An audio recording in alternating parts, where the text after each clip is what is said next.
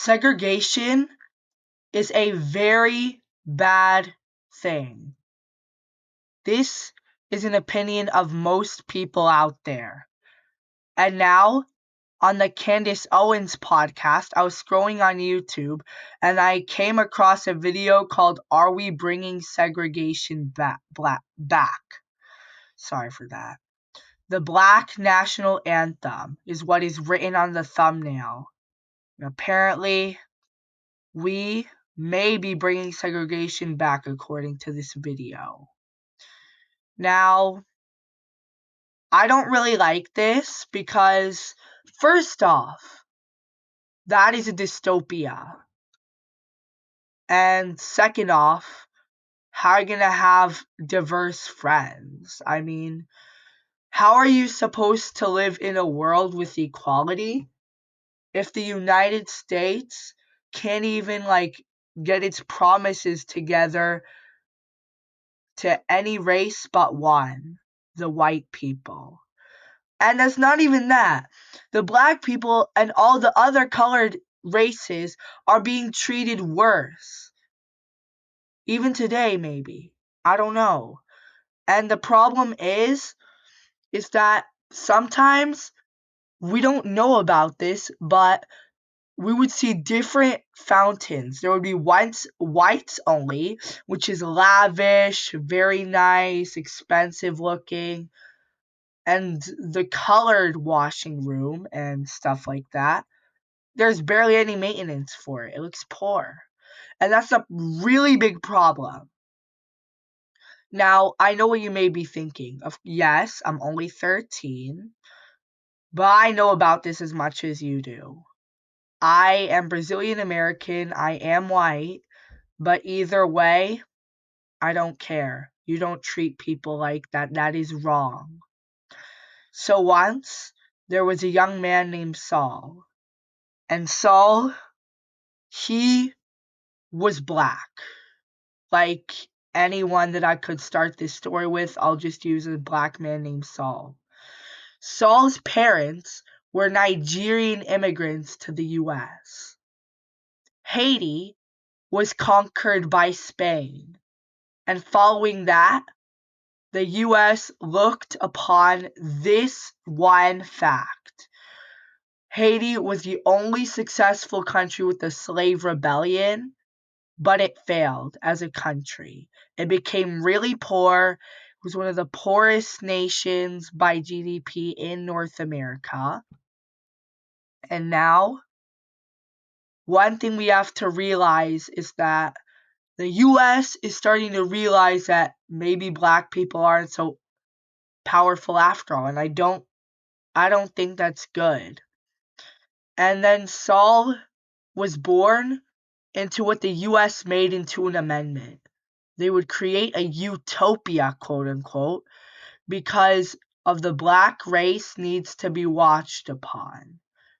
And that they must and will be watched over everything they do just so that they become successful in life. I mean, who are they to say that? This is a dystopia, not a utopia. But back to the story. Saul grew up in Savannah, Georgia, the same city where Rosa Parks stood up to the white people in the bus. She would not go to the back of the bus. And then what happened was that Rosa Parks, she got arrested for it. And now everybody is just celebrating how Rosa Parks got arrested in Savannah, Georgia. And soon they announced that they were going to erase their memory, and anyone talking about Rosa Parks would be executed. Now keep in mind, this is a story that I made up. So it's not real. You don't have to freak out. I was just making a story. This is the drama show. I'm trying to make a drama story. But anyways, back to it. Saul grew up only with black friends. His only white friend, James, he was trying to give back the rights of the black people. But he was just a child. They were both. And he out of all people, actually cared about black people. And he had his heart aching whenever lynching occurred, because lynching was brought back in this world. Lynching was brought back. So they brought back lynching, segregation, back of the bus laws, whites only, all that stuff. And then one day in class, the white bully Tarquin, who was born in Italy as a white person and immigrated to the US at the age of 1, he became a popular kid, the cool kids, but he was also kind of a bully. You see, Tarquin was really bad at showing affection, which is why later in life he did not get a girlfriend, but oh well, that's me. That's me just telling his story, guys. Anyways, after Tarquin started to go and attack people, he used his father's rope to lynch people. And so young black minors were being destroyed. They were being killed by lynches. Not really animals, but they died of lynching. That's what I mean. They were lynched. Anyways, Tarquin was a really bad person. He even tried to attack Saul. But James luckily defended Saul every time Saul was about to get lynched by Tarquin.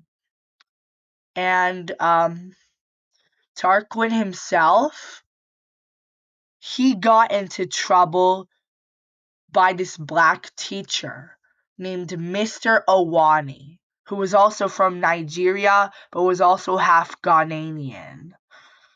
Now, he wanted to go back to his home country. At the time that he came to the US, it was 2 years before the amendment happened, and the US became a dystopian utopia of segregation and whatever.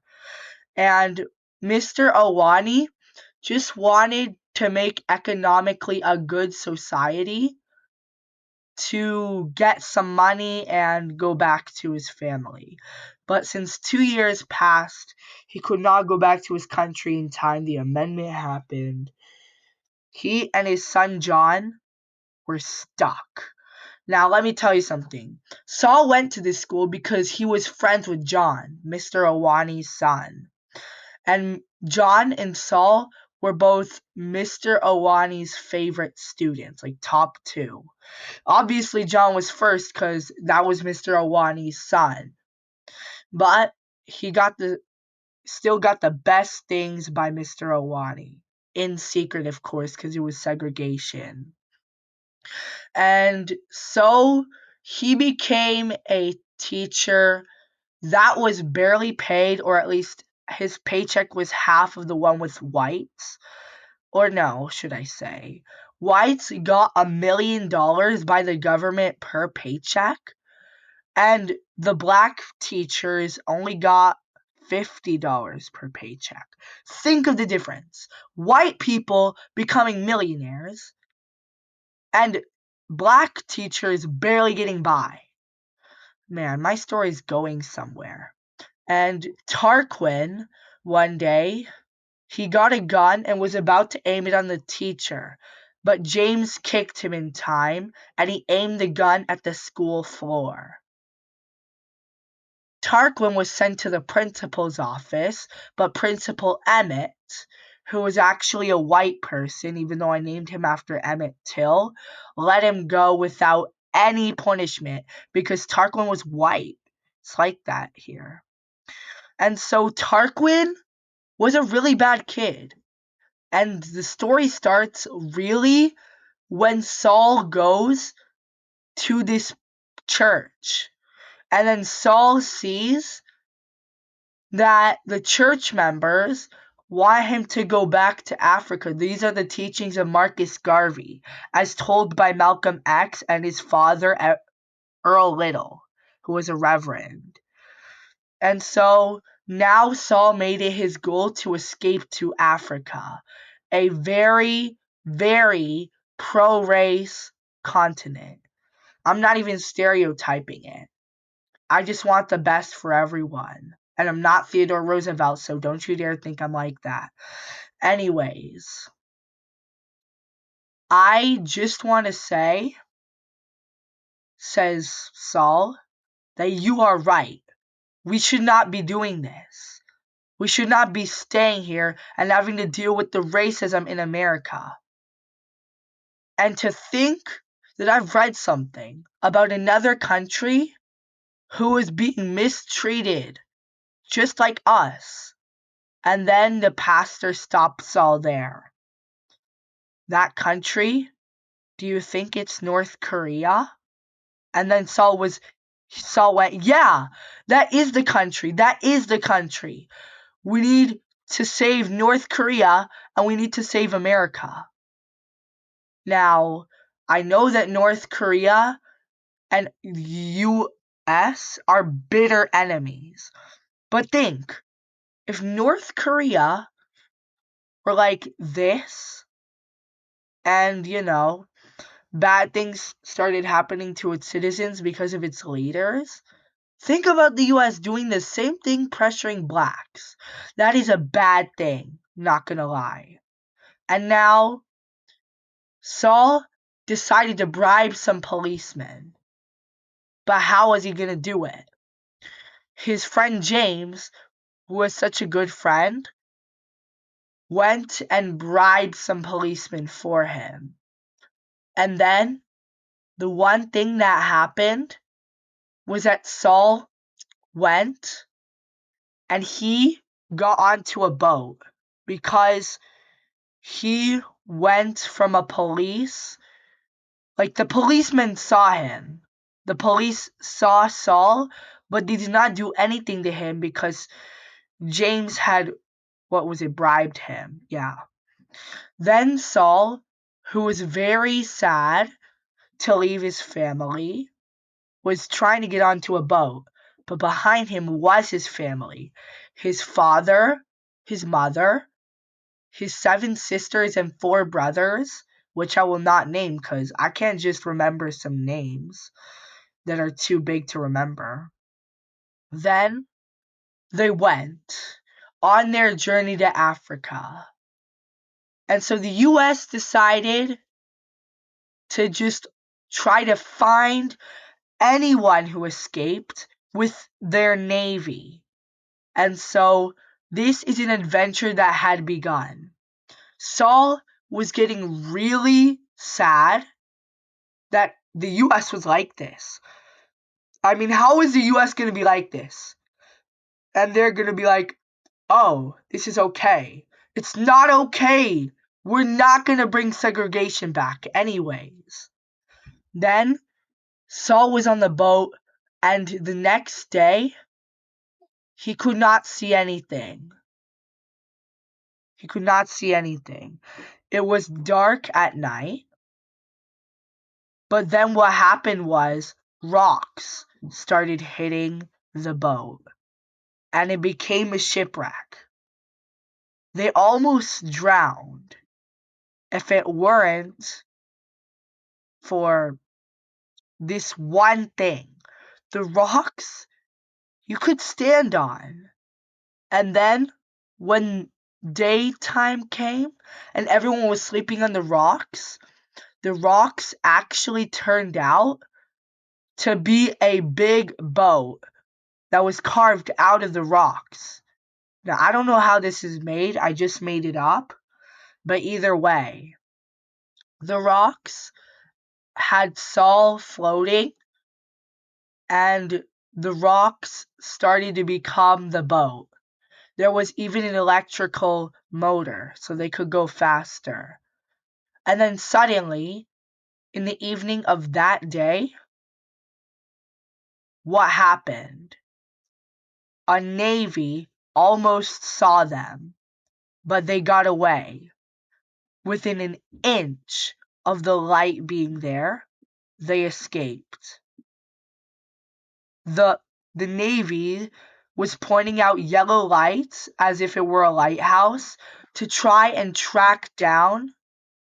Okay, so they were tracking down the black people who were trying to go to Africa by boat. And so what they did was they put lighthouse lights that were yellow to try and track down any signs of any shadows. Now, they got away, luckily, without anyone seeing them.